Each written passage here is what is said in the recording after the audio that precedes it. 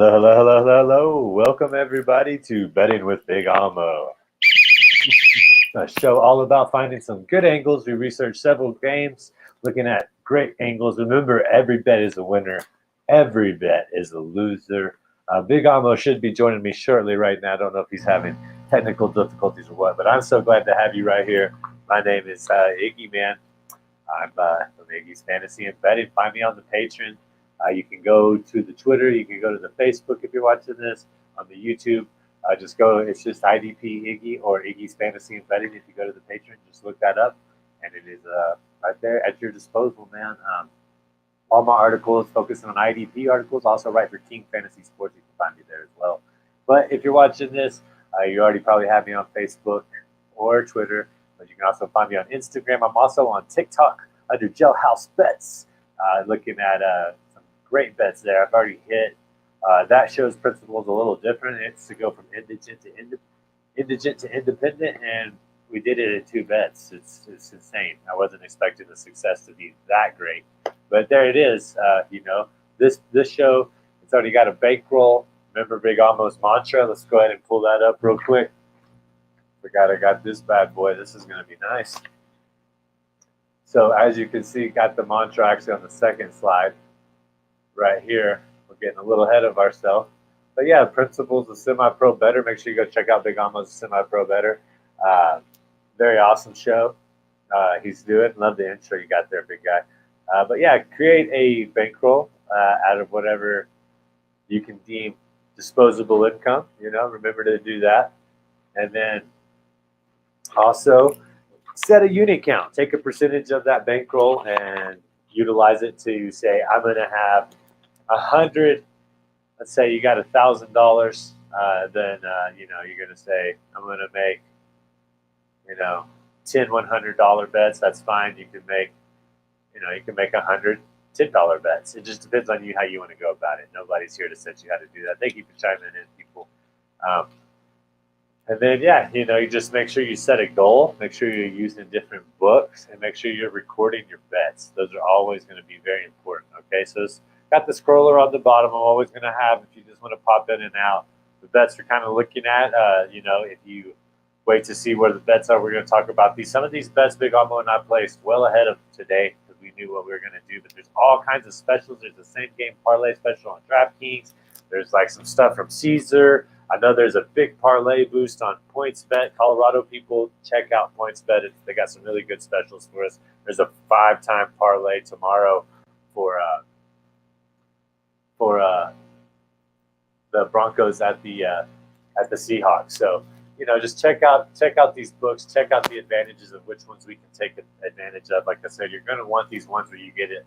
If you get a risk-free $25 bet, even if it's not your unit per se, maybe just take a chance and then, pay attention and look at what you got coming out on the going forward. Because if it's a risk-free bet, it's a risk-free bet. You know what I mean? And you can really take full advantage of it. That's kind of one of the things you got to do. Opportunity favors the bold in that sense. And so just take advantage of it. Like I said, use multiple books, have the bankroll, have the unit, record your bets, which we'll go over some of what we recorded. We had our Thursday night special bet as well. Let's just take a break at that, break it down. And like I said, we're going to be here at this time every Sunday, looking at angles, looking at bets. All right. Let's see. Hey, can you hear me? You're good to go, man. Welcome in, man. How you doing? I'm good, my friend. Really good. It's Nice. my birthday. Woo! Birthday! Yeah, So I've got myself a new microphone. Nice. Got myself a new microphone, which is hopefully sounding very good. I got myself a new microphone. But it's NFL Week 1. Get in, baby. Awesome. Yeah. I've just finished my very, very second YouTube post on the semi-pro betting account. It's just rendering now, and I'll have that hopefully up before the start of the season. That's awesome. Yeah, I checked it out. I love the intro music, as I was saying, telling the people go and check that out. Happy birthday, Feliz Cumpleaños, as they say around here. And man, hope you're having a great day. You totally deserve it. Microphone looks good. You look good. Everything looks wonderful over there.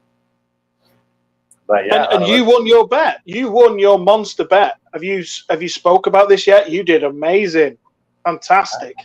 I haven't spoke about it yet. We told you guys to lay at least 2 units on it. It returned back to 1.75.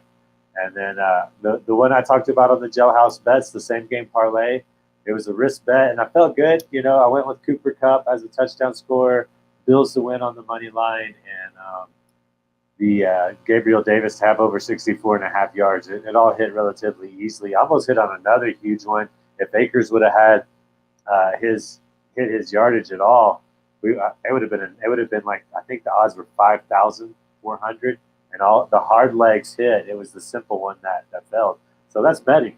That's betting in a nutshell. But that's you're going to have good days. You're going to have bad days. And there's a term on Twitter. Oh, victory lapping out here. You see it in the fantasy community. I very much believe in the Bill Belichick principle. You worked really hard. We worked really hard to discuss these angles, to look at these angles. So you should celebrate those things. Something as meaningless as a tackle to some people, Bill Belichick was out there saying you need to celebrate it because you worked so hard on it. And that's kind of how I feel about our bets, brother. Yeah, sounds good. Hey. Cool. There we go. Let's see here. Hello, everyone. Do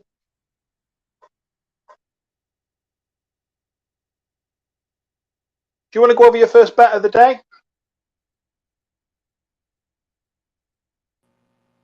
Yeah, we can do that. We can do that real quick.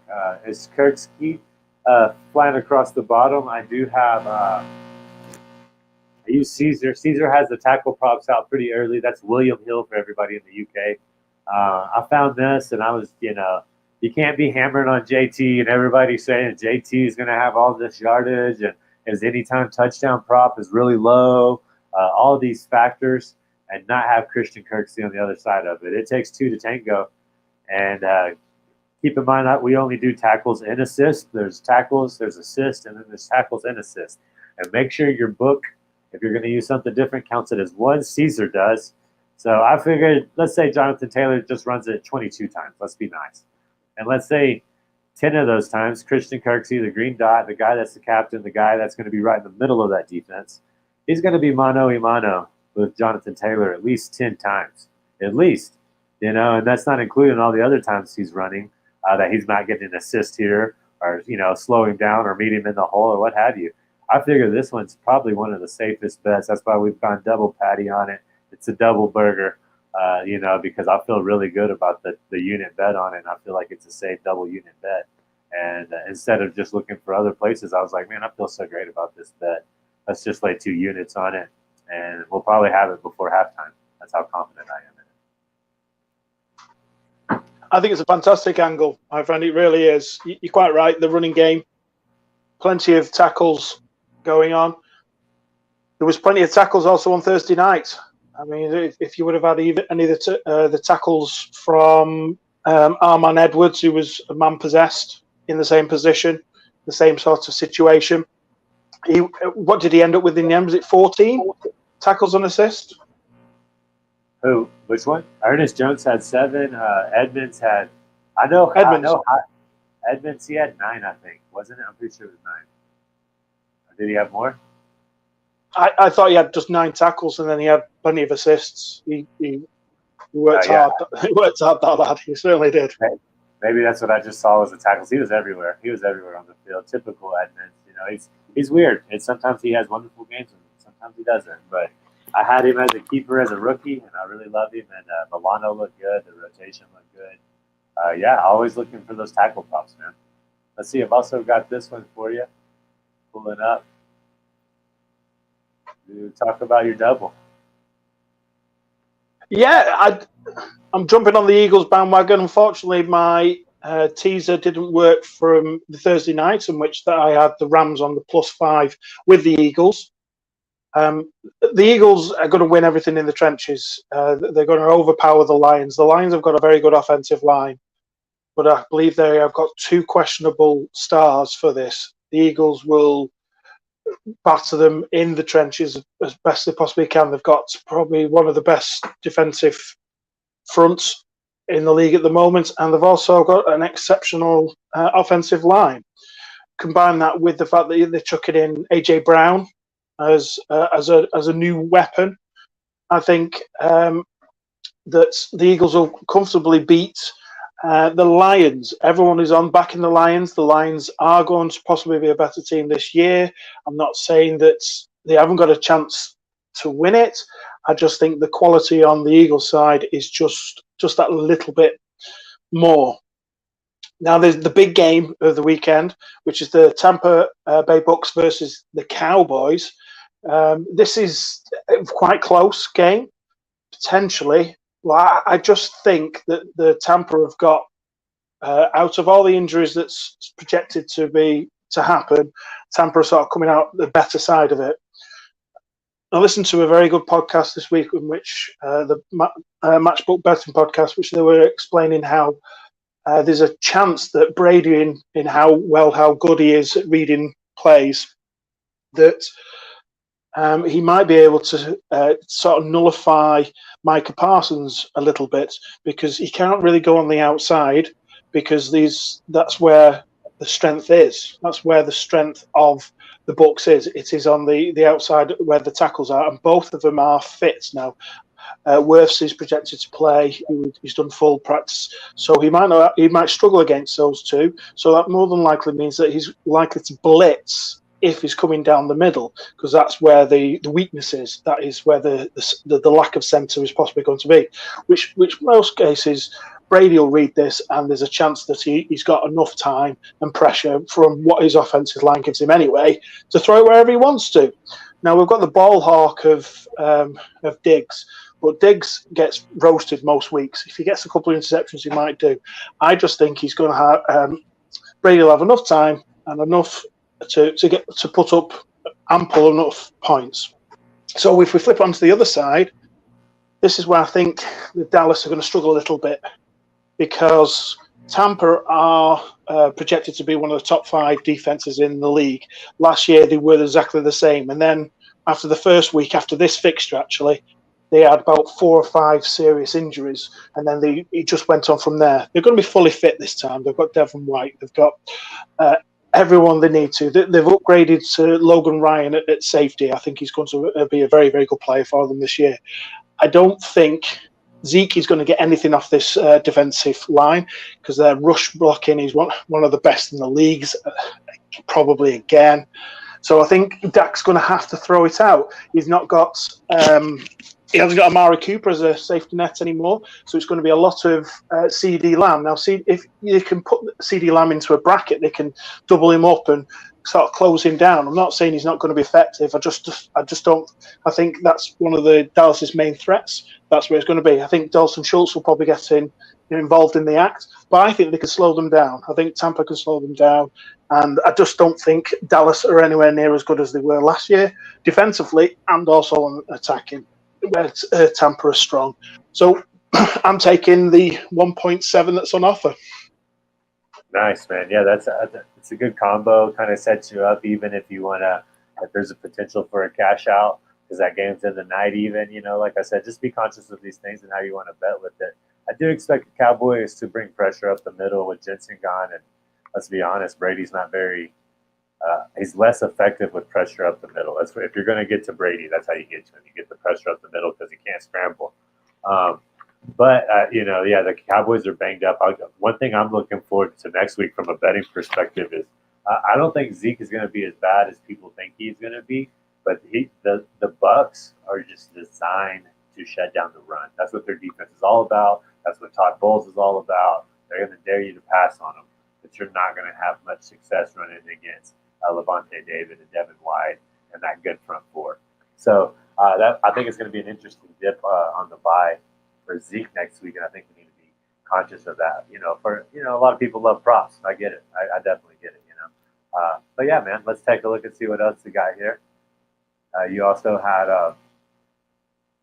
we got the big tuna, but we also have this one that I guess we agree upon it, and we went on it. I think the lines flipped. Let me see real quick. I just refreshed it. Commanders, where you guys at? Yeah, it's still at +125. so it's not too bad. But we got it a little earlier at plus 135. So, did you want me to talk about this all? Do you have a certain way of? Yeah, you want to fire away, and I'll add if anything's necessary. Yeah, let's see here. Yeah, I just think that Jacksonville's. I think they're highly underrated. I think that Doug Peterson is a quarterback whisperer. People forget he played for Mike Holmgren. He played with Brett Favre. You know, he was with Andy Reid most of his career as he transferred with him around. You know, he went and took two quarterbacks to an impressive season to a Super Bowl. And I think Trevor Lawrence is an amazing quarterback. I think he's going to be one of the best quarterbacks of the next 10, 15 years. And I think Doug Peterson is going to help him with that quite a bit. So having said that, they went and got Kirk. He looks good. Marvin Jones looks good. They got Zay Jones over there. You know, the Reds or the Commanders, excuse me, just lost the Cameron Curl in the secondary. So I think that's another big blow to the defense as well. And I don't know. I just have faith in both, Doug Peterson and Trevor Lawrence. I saw something today from somebody on the NFL Network. I can't think right off the top of my head. I think it's the guy that covers the Vikings. But he said there's been a team every year for 17 years that's gone on to have 5 more wins than they had last year. Each year the quarterback came in healthier. There was a new coach. The Jacksonville Jaguars are going to have a great opportunity to do that. Washington does too. I like Carson Wentz. I have him in quite a few of my leagues. But when it comes down to it, I just think Jacksonville's got a much better offense than Washington does a defense. And I think Jacksonville's defense is going to have some growing pains. But I'm feel the same way about Washington's offense. Gibson could have a good game. He could go in there and run against them. But I just expect Jacksonville to come out high and come out and win this game. And it is an underdog pick, so keep that in mind. Whenever you're making your bets, we did put a full unit on it, but I think there's a very good chance of it. And then Tyler said Parsons going to eat today. Tampa's offensive line is not as good as it was. So yeah, Tyler's a big Cowboys fan, but that's true. They're going to try to find weaknesses. Dan Quinn has a lot of experience playing Tampa Bay, so I expect it to be a close game, just like it was last year. You got anything else you'd like to say, Big Amo, about Jacksonville Commanders? Well, I was looking at anytime touchdown scorers because that's what I'm doing in my semi-pro betting angle, and all of Jacksonville, anyone to score a touchdown on Jacksonville is in plus money. So if we can find out who might be the main threat by doing some research this week, that might be something for next week. I think the front seven, as usual, for Washington is phenomenal. I think that they'll soak up pressure. I don't think that Travis Etienne will be able to run as much as possible, but he's more of a potential receiver anyway. I think there is holes in their secondary, especially if Curl's out. Curl's a big component of that secondary. So I think there's chances for anyone to score in out of Kirk, or if it's going to be Marvin Jones. I like it as well. I think it's going to be a close game. It's probably not going to be a very high-scoring game. It's probably not going to be the best to watch ever. But I think I agree with you. Jacksonville, at that price, has got very good chance of overturning the odds. Yeah, it is a road game, but I just kind of believe in them as a whole. Right. So I guess that kind of brings us to the big tuna down here. Well, I've got another one on there as well, Iggy. Yeah, I saw the orange and blue. It made me think of the Dolphins. But yeah, there it is right there. Chiefs, go ahead and talk about it. Let me pull it up. Well, there's a lot of everyone is talking how they're instantly writing off the Chiefs this year. They are, because they've lost Hill. All of a sudden, Mahomes has gone downhill. They're not going to be the same. The schedule's really hard. Everything, rah, rah, rah. We all know this.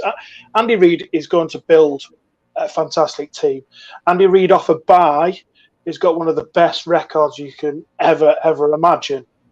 Well, guess what? He's had a bye for nearly 9 months, so I'm sure he's going to be perfectly fine. I think Mahomes will be fine. I think the splits between the numbers and the stats with Hill and without Hill are just the same. They're still one of the highest scoring points teams in the whole of the league as an average.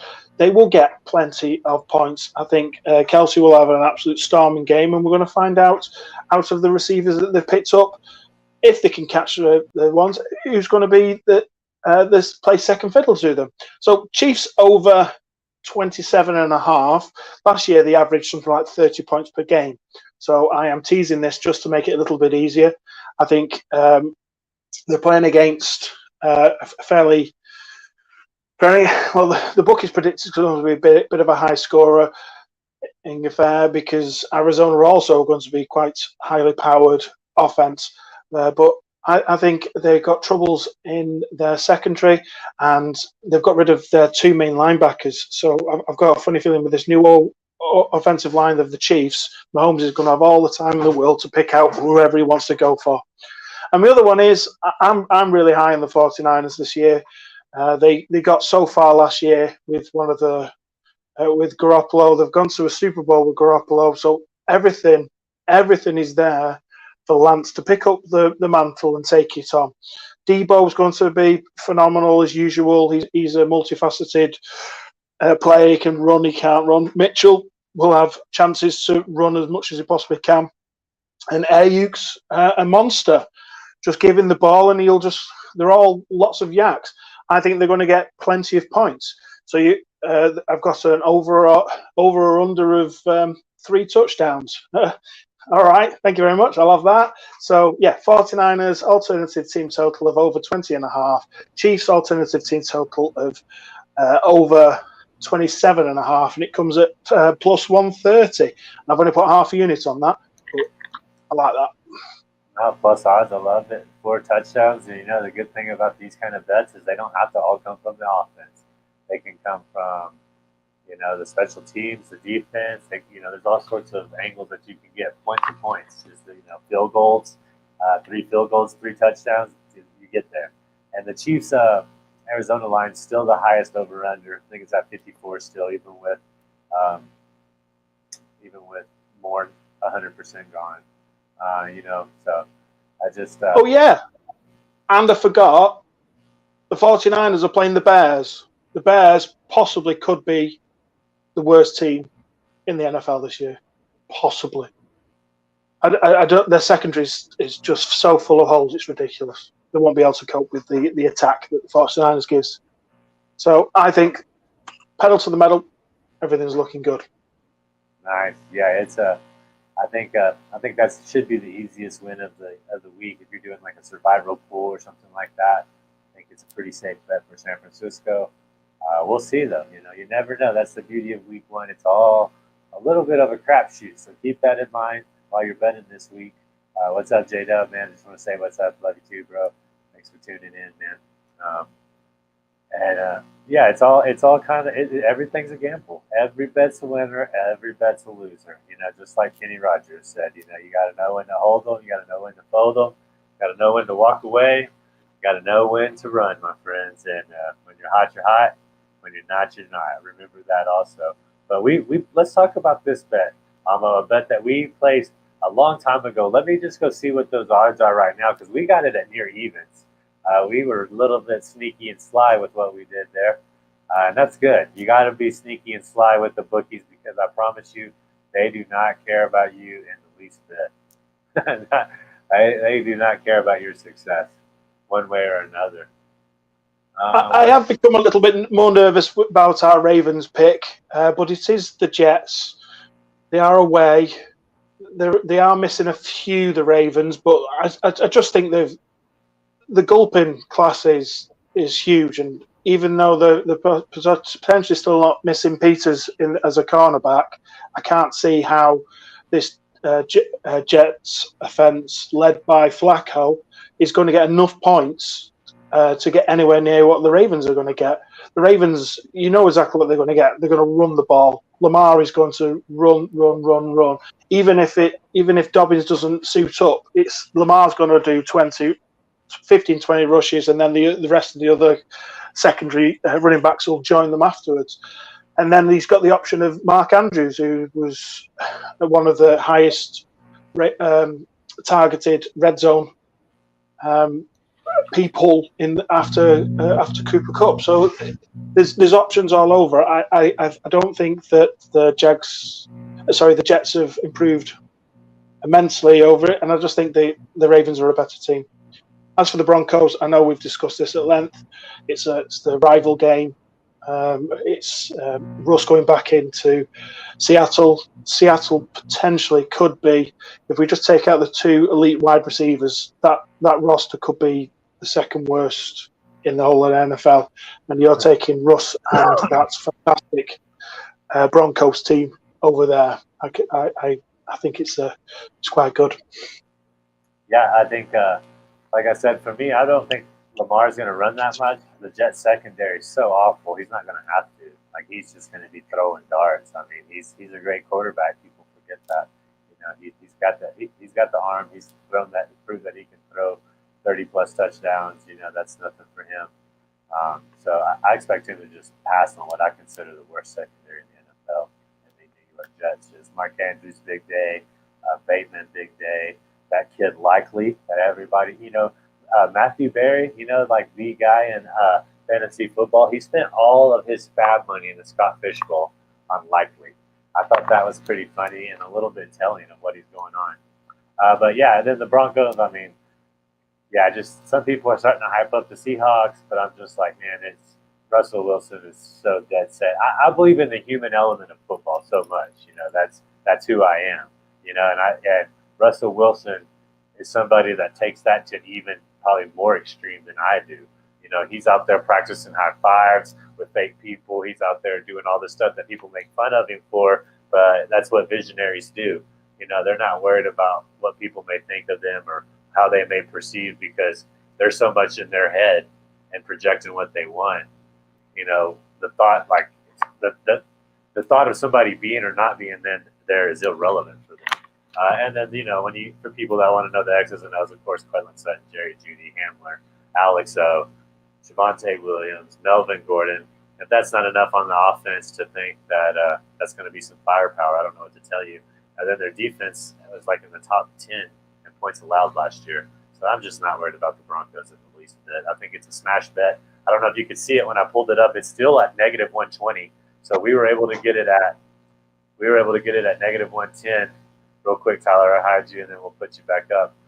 So you can still go get it at negative 120, which is really not bad for something I feel that's a lock. There is nasty weather all over the country right now. The Titans, like you said, I think it's going to play into it, affect us. I think the Titans are just going to – if you go look at the Giants' props, they don't have a single receiver above 40 yards receiving. That should tell you something.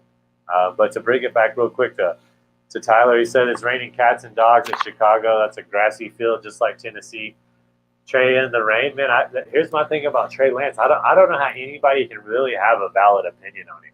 I think that's my favorite expression about today. Tyler comes from my guy Vic Ketchman, and he says the baloney stops here, man. I read him for years and years and years, and he said that's what I was always told by his favorite kind of guy he looked up to. He covered the Steelers in the 70s when they were doing really well, and he said except he didn't say the baloney. So that's kind of how I look at it. The baloney's going to end on Trey Lance.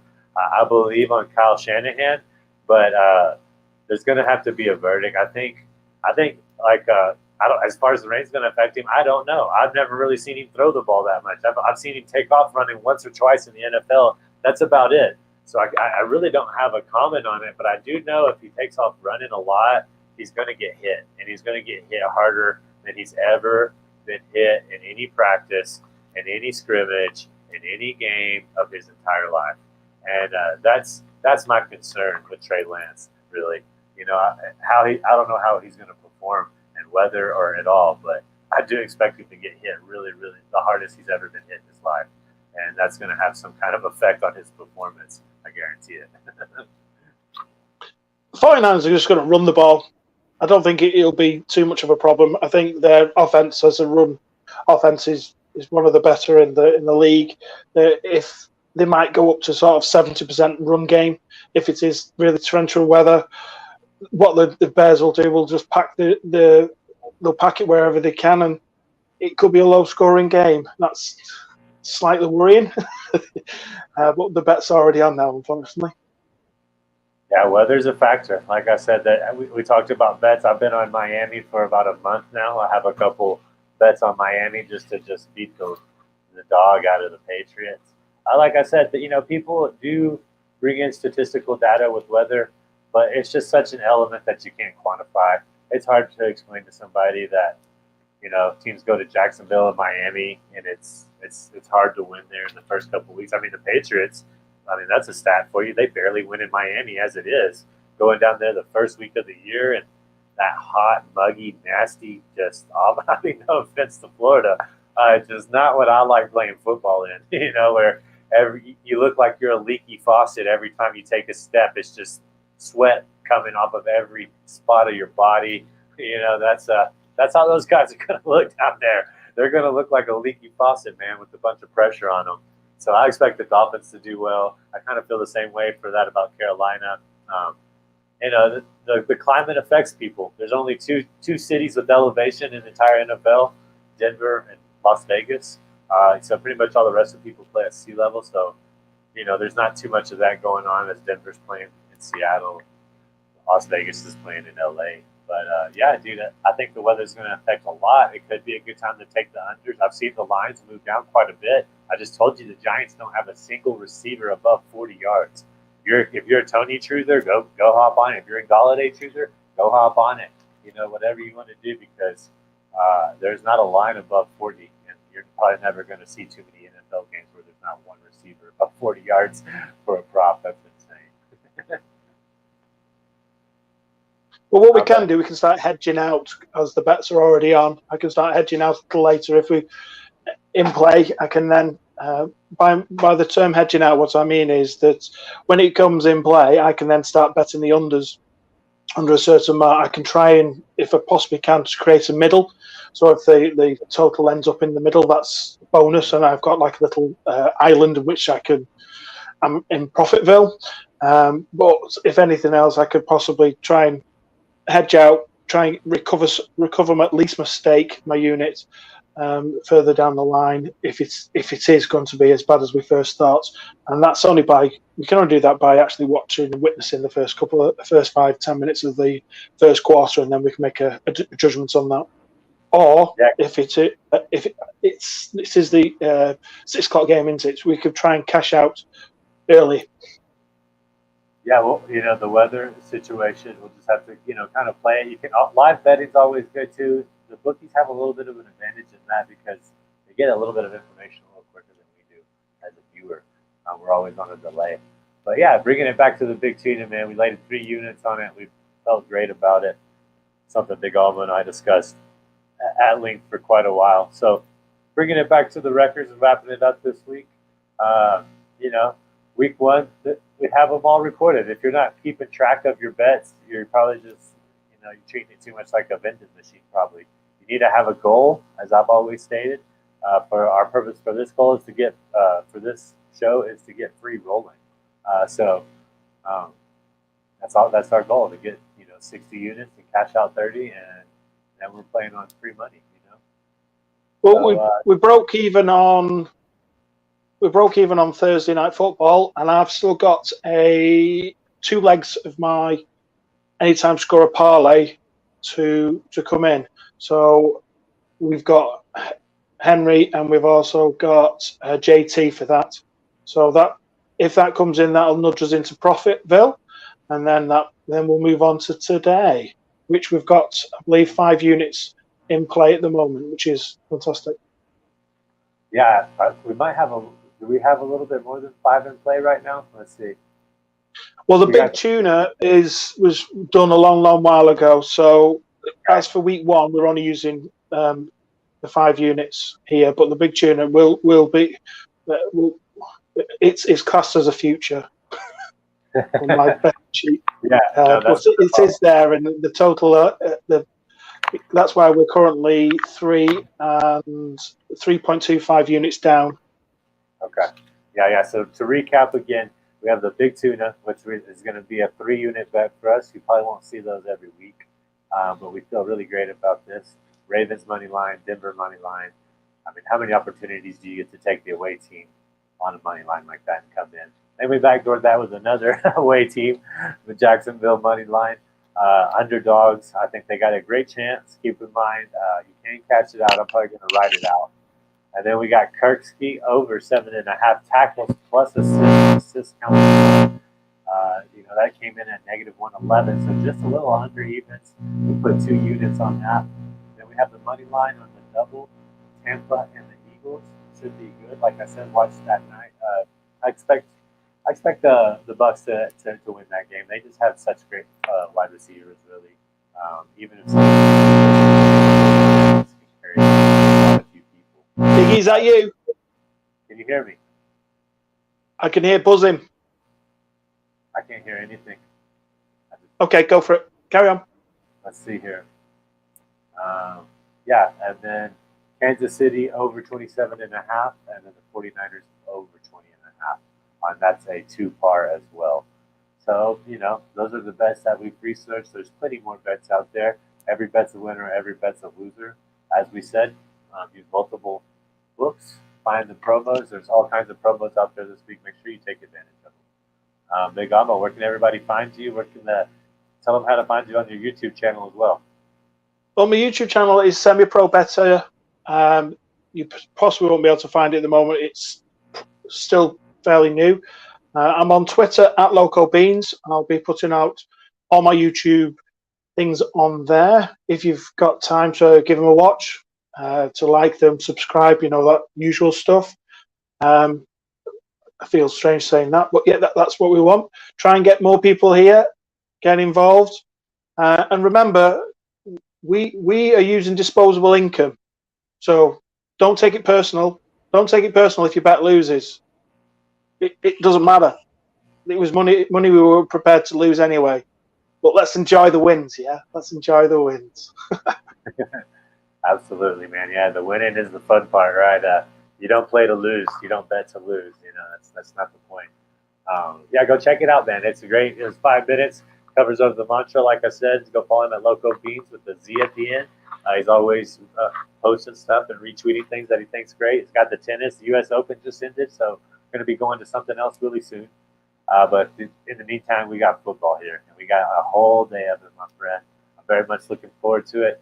Make sure you come back and see us here every Sunday. We'll be here for the entire season. We're trying to get you some money in your pockets.